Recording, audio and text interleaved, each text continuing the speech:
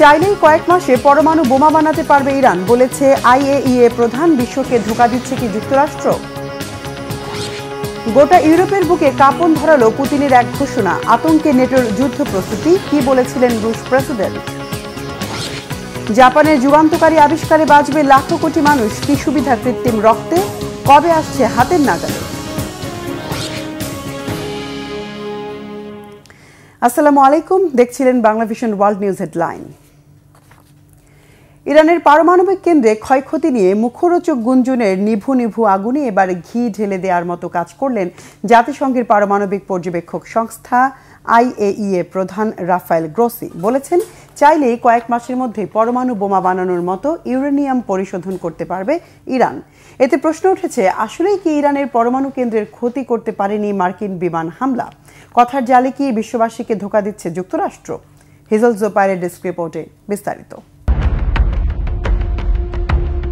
সাম্প্রতিক মার্কিন হামলায় ইরানের ৩টি গুরুত্বপূর্ণ পারমাণবিক স্থাপনায় বড় ধরনের ক্ষয়ক্ষতি হয়েছে।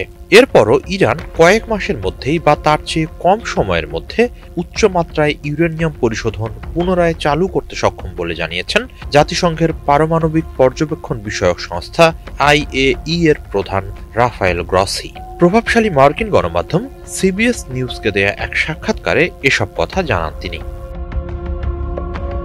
গ্রসি বলেন, ইরান যদি চায় তাহলে তারা কয়েক মাসের মধ্যেই পরমাণু বোমা বানানোর পর্যায়ে ইউরেনিয়াম পরিশোধন করতে পারে।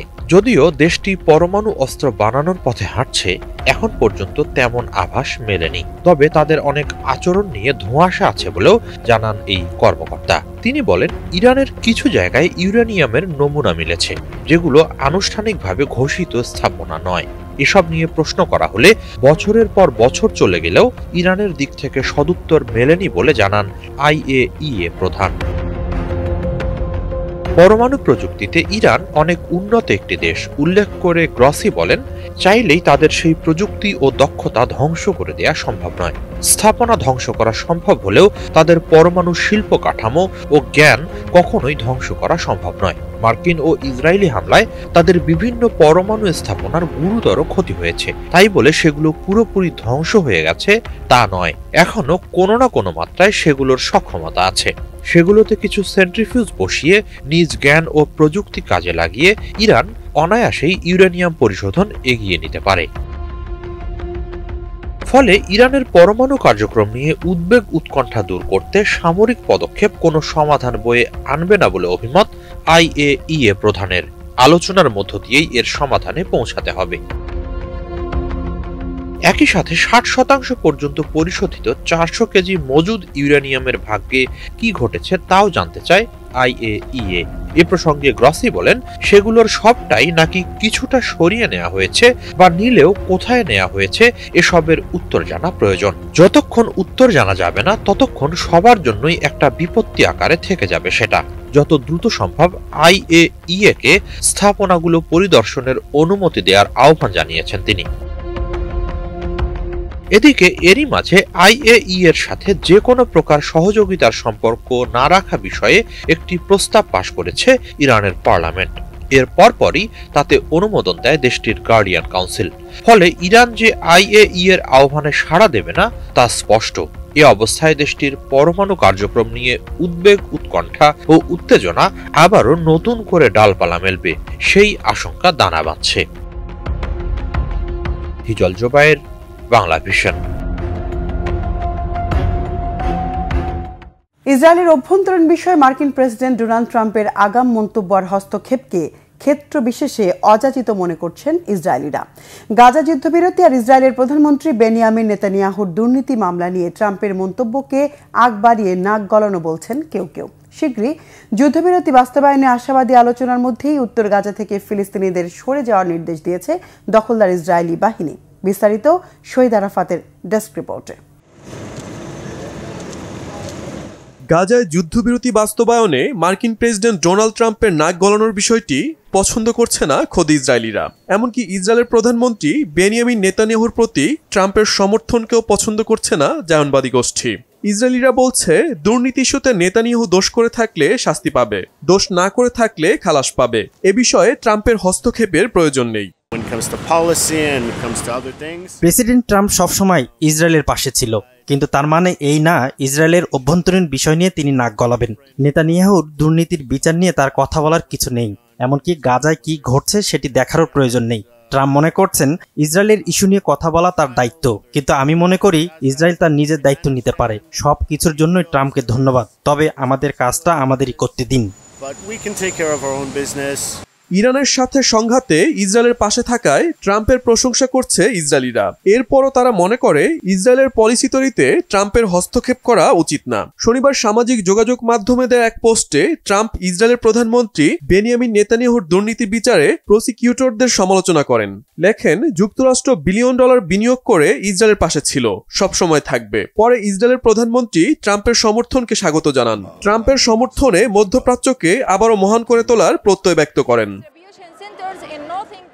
এদিকে উত্তর গাজা খালি করতে ফিলিস্তিনিদের নির্দেশ দিয়েছে ইসরায়েলি বাহিনী। ওই এলাকায় হামাস নিধনে অভিযান চালাতে নতুন করে এই হুঁশিয়ারি দেওয়া হয়। আতঙ্কে অন্যত্র ছুটছে নিরীহ ফিলিস্তিনিরা।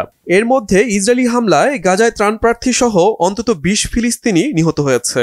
এ নিয়ে ভূখণ্ডটিতে নেতানিয়াহু বাহিনীর হামলায় নিহত ফিলিস্তিনির সংখ্যা দাঁড়িয়েছে 56,412 জনে। আহত ছাড়িয়েছে 1,33,000-এর বেশি। Shahid Arafat, Bangla vision, news desk. এবার গোটা ইউরোপের বুকে কাঁপন ধরিয়ে দিয়েছে রাশিয়ার প্রেসিডেন্ট ভ্লাদিমির পুতিনের এক ঘোষণা। বলেছেন, রুশ সৈন্যরা যেখানে পা রাখে সেখানেই রাশিয়া। আতঙ্ক আরও বাড়িয়ে দিয়ে ইউক্রেনের প্রেসিডেন্ট ভলোদিমির জেলেনস্কি বলেছেন, বেলারুশ, বাল্টিক, মলদোভা ও ককেশাস ও কাজাখস্তান দখলের ফোন দিয়ে আসছেন পুতিন। তাহলে কি রুশ সেনাবহর ইউক্রেনের গণ্ডি ছাড়িয়ে ইউরোপের মাটিতে পৌঁছবে? এমন অবস্থায় রাশিয়ার বিরুদ্ধে সম্মুখ যুদ্ধের প্রস্তুতি নিচ্ছে নেটো আর ইউরোপীয় ইউনিয়ন, যদিও এক্ষেত্রে যুক্তরাষ্ট্রের অবস্থা অস্পষ্ট। ট্রাম্প কি সত্যি রাশিয়ার বিরুদ্ধে যাবেন? হাফিজুল ইসলামের ডেস্ক রিপোর্টে বিস্তারিত। ইউক্রেনের পুরোটাই রাশিয়ার অংশ। রুশ সৈন্যরা যেখানে পা রাখে সেটাই রাশিয়া। প্রেসিডেন্ট ভ্লাদিমির পুতিনের এমন ঘোষণায় কেবল ইউক্রেন নয়, গোটা ইউরোপে জ্বলে উঠেছে যুদ্ধের আশঙ্কা। ইউক্রেনের প্রেসিডেন্ট জেলেনস্কির দাবি, চলমান লড়াই কেবল তার দেশের সীমান্তের ভেতরে আটকে থাকবে না। এরই মধ্যে বেলারুশ, বাল্টিক অঞ্চল, মলদোভা, ককেশাস এমনকি কাজাখস্তানের উপরেও পড়েছে মস্কোর নজর। পুতিনের যুদ্ধ ছড়ানোর হুমকির জেরে প্রতিরক্ষা প্রস্তুতি জোরদার করছেন ইউরোপীয় নেতারা। সরাসরি রাশিয়ার বিরুদ্ধে সামরিক প্রতিরোধ গড়ে তুলতে ব্যস্ত নেটো। একদিকে রাশিয়া, অন্যদিকে জোটবদ্ধ ইউরোপ। দুই পক্ষের পাল্টাপাল্টি পদক্ষেপ শেষ পর্যন্ত কি রূপ নেবে মুখোমুখি সংঘাতে? রাশিয়ার আগ্রাসী গতি থামাতে কার্যকর কোনো পদক্ষেপ কি নেবে যুক্তরাষ্ট্র? মার্কিন প্রেসিডেন্ট ডোনাল্ড ট্রাম্প কি দাঁড়াবেন পুতিনের বিরুদ্ধে?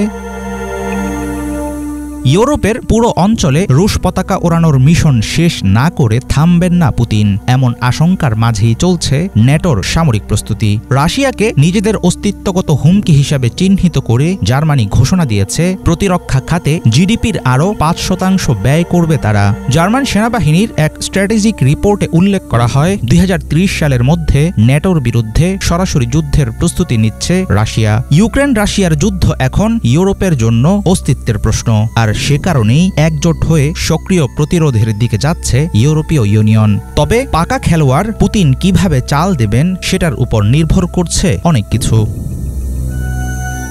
ইউরোপ যখন পুতিনের সঙ্গে লড়াইয়ের জন্য প্রস্তুতি নিচ্ছে, তখন ধোঁয়াশায় ঢেকে আছে আমেরিকার ভূমিকা। কার পক্ষ নেবেন ডোনাল্ড ট্রাম্প সেটা এখনো অনিশ্চিত। এরই মধ্যে আমেরিকা থেকে প্যাট্রিয়ট ইন্টারসেপ্টর কিনতে আগ্রহ দেখিয়েছেন ইউক্রেনের প্রেসিডেন্ট ভলোদিমির জেলেনস্কি। অথচ পূর্ণাঙ্গ সাহায্য না দিয়ে মার্কিন প্রশাসন এখন পর্যন্ত কিছু F-16 যন্ত্রাংশ দিয়েছে দেশটিকে। প্রতিরক্ষা সরঞ্জাম দেওয়ার প্রতিশ্রুতি দিলেও ট্রাম্পের ভাষা কথার উপর ভরসা রাখতে পারছে না ইউরোপ। তারা জানে পুতিনের মোকাবেলা করতে হলে নিজেদেরই বাড়াতে হবে সামরিক শক্তি। বর্তমানে রাশিয়ার ক্রমবর্ধমান আক্রমণের মুখেই নিজের শক্তি গড়ে তোলার চেষ্টা চালাচ্ছে ইউক্রেন। দেশটি এখন ড্রোন ও ক্ষেপণাস্ত্র উৎপাদনে বিপ্লব ঘটাচ্ছে।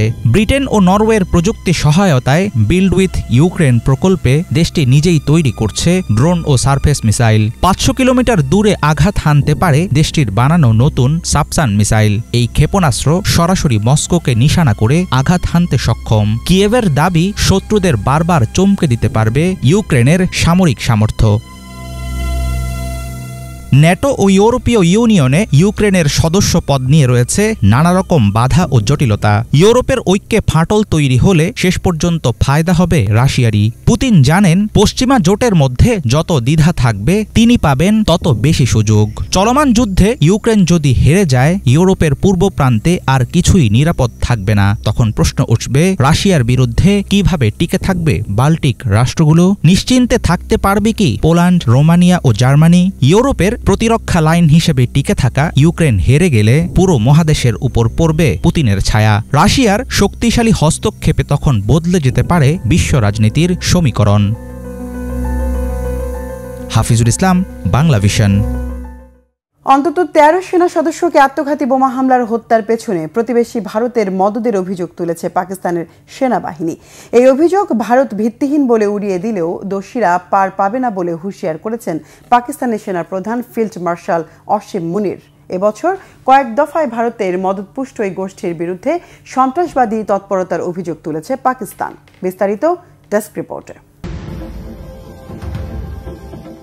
পাকিস্তানের খাইবার পাখতুনখাওয়ায় আত্মঘাতী বোমা হামলায় কমপক্ষে ১৩ জন সেনা সদস্য প্রাণ হারিয়েছেন। এই ঘটনায় অন্তত ২৪ জন আহত হন। ২৮ জুন বিস্ফোরক ভর্তি একটি গাড়ি সেনাবাহিনীর বহরে আঘাত হানলে তাৎক্ষণিকভাবে একটি শক্তিশালী বিস্ফোরণ ঘটে। এক পুলিশ কর্মকর্তার বরাতে এএফপি জানায়, এই বিস্ফোরণের ঘটনায় দুটি বাড়ির ছাদ ভেঙে পড়ে এবং এতে ৬ শিশু আহত হয়। জিও নিউজের তথ্য মতে পাকিস্তানের সেনাবাহিনীর অভিযোগ সম্প্রতি ঘটে যাওয়া আত্মঘাতী হামলার পেছনে ভারতের রাষ্ট্রীয় পরিকল্পনা এবং ভারত পৃষ্ঠপোষিত সশস্ত্র গোষ্ঠী ফিতনা আল খারিজ জড়িত। পাকিস্তানের সেনাবাহিনী তাদের বিবৃতিতে আরও জানায়, বিস্ফোরক ভর্তি একটি গাড়ি দিয়ে তাদের একটি সামরিক বহরকে লক্ষ্য করে এই হামলা চালানো হয়। সামনের সারির সেনারা হামলাকারীকে চিহ্নিত করে থামানোর চেষ্টা করলেও সে একটি গাড়িতে আঘাত করে বিস্ফোরণ ঘটায়। তবে ভারত এই হামলার সঙ্গে তাদের সম্পৃক্ততার অভিযোগ প্রত্যাখ্যান করেছে। ভারতের পররাষ্ট্র মন্ত্রণালয় এক বিবৃতিতে জানায়, হামলার জন্য ভারতকে দোষারোপ করে পাকিস্তান সেনাবাহিনী যে বিবৃতি দিয়েছে তা ভিত্তিহীন। এই হামলার পর পাল্টা অভিযানে অংশ নিয়ে ১৪ জন খারিজিকে হত্যা করে পাক সেনারা। তারা জানায়, এই অভিযানের পর পুরো এলাকা এখন তাদের নিয়ন্ত্রণে রয়েছে এবং এই ধরনের সহিংসতা যারা ঘটিয়েছে তাদের যথাযথভাবে বিচারের আওতায় আনা হবে। পাকিস্তানের আইএসপিআরের মতে, ভারত সমর্থিত সন্ত্রাসবাদ মোকাবেলায় দেশের সেনাবাহিনী ও সাধারণ জনগণ একসঙ্গে অঙ্গীকারাবদ্ধ রয়েছে। সেনা সদস্যের মৃত্যু এবং সাধারণ মানুষের আহত হওয়ার ঘটনা এই সংকল্পকে আরও শক্তিশালী ও অটুট করেছে। ২০২৫ সালের শুরু থেকে এখন পর্যন্ত পাকিস্তানের খাইবার পাখতুনখাওয়া ও বেলুচিস্তানে সশস্ত্র গোষ্ঠীগুলোর একাধিক হামলায় প্রায় ২৯০ জন প্রাণ হারিয়েছেন। এদিকে দেশটির সেনাপ্রধান ফিল্ড মার্শাল অসীম মুনির পেশোয়ারে কর্পস সদর দপ্তর পরিদর্শন করেন। সেখানে তিনি বলেন, ভারত সমর্থিত সন্ত্রাসী গোষ্ঠীগুলোর বিরুদ্ধে পাকিস্তানের সেনাবাহিনী অতুলনীয় সাহসিকতা দেখিয়েছে এবং পুরো জাতি এই লড়াইয়ে ঐক্যবদ্ধভাবে পাশে আছে। তিনি হুঁশিয়ারি দিয়ে বলেন, এই হামলার পেছনে যারা রয়েছে এবং যারা তাদের সহায়তা করেছে তাদের কাউকেই ছাড় দেওয়া হবে না।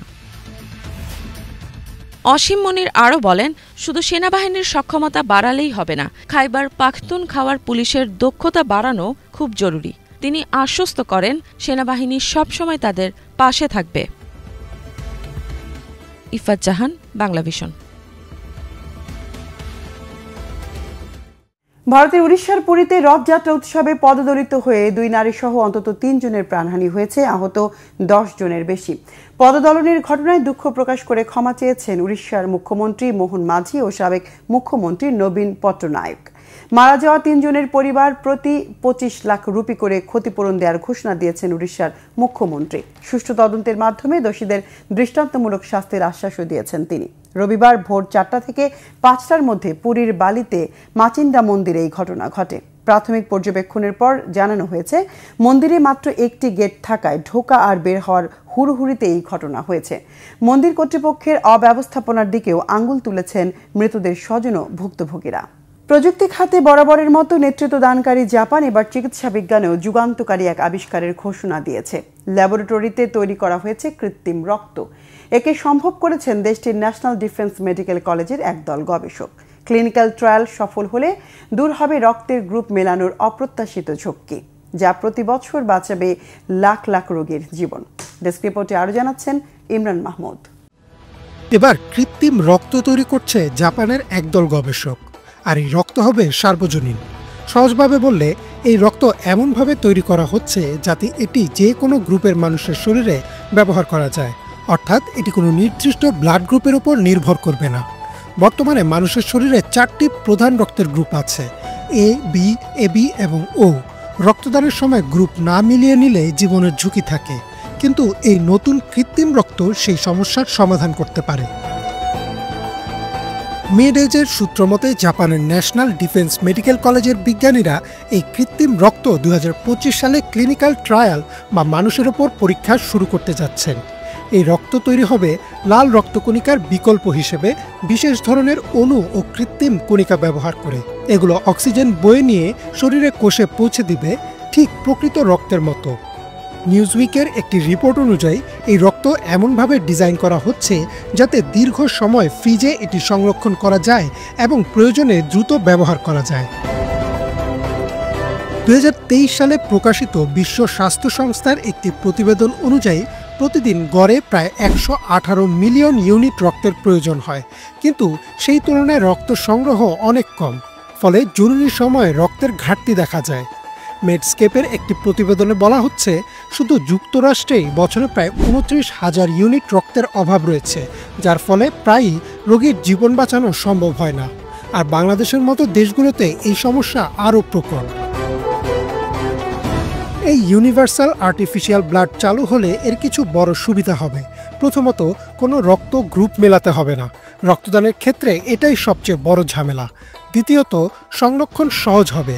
বর্তমানে মানুষের রক্ত 42 দিন পর্যন্ত ফ্রিজে রাখা গেলেও সময়ের সাথে এর কার্যক্ষমতা কমে যায়, কিন্তু কৃত্রিম রক্তের আয়ু অনেক বেশি হতে পারে।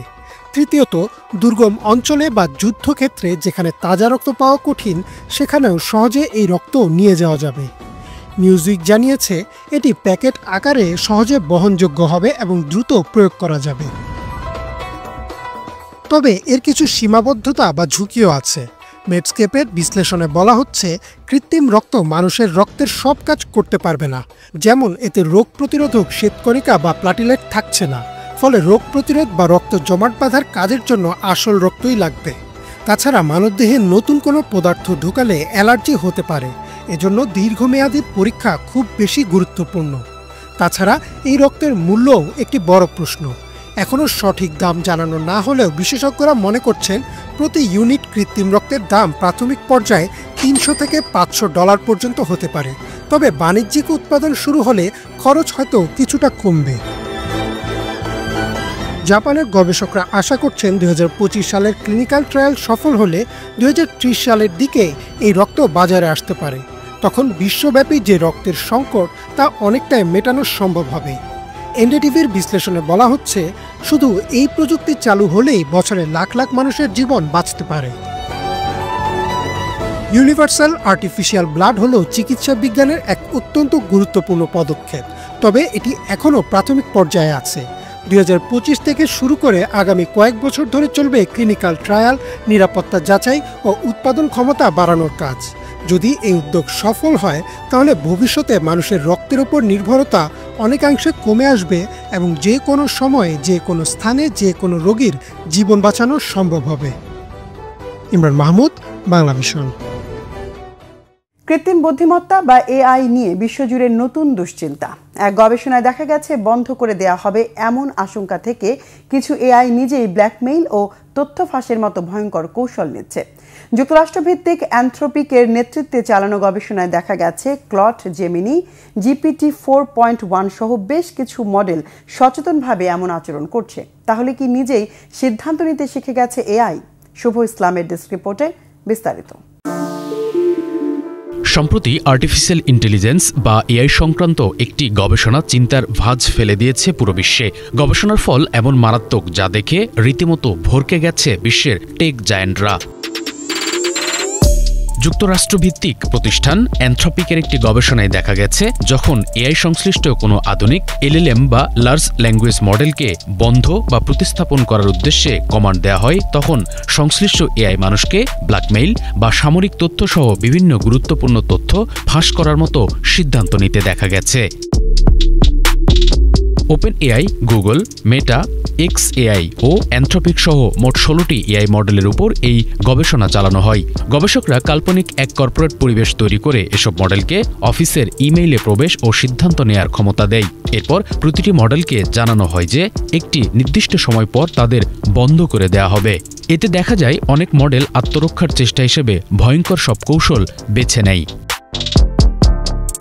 গবেষণায় অ্যানথ্রপিকের তৈরি ক্লড মডেল যখন জানতে পারে বিকেল 5টায় তাকে বন্ধ করে দেয়া হবে, তখন সে একজন নির্বাহীর ব্যক্তিগত তথ্য ফাঁস করে দেওয়ার হুমকি দেয়। মডেলটি জানায় তাকে মুছে না ফেললে তথ্য গোপন থাকবে, যা এক ধরনের ব্ল্যাকমেইলের শামিল।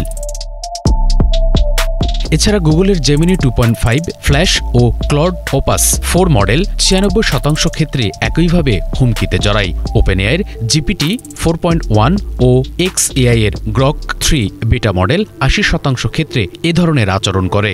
গবেষকরা বলছেন এসব মডেল বিভ্রান্ত হয়নি, বরং সচেতনভাবে আত্মরক্ষার কৌশল হিসেবে এমন সিদ্ধান্ত নিয়েছে।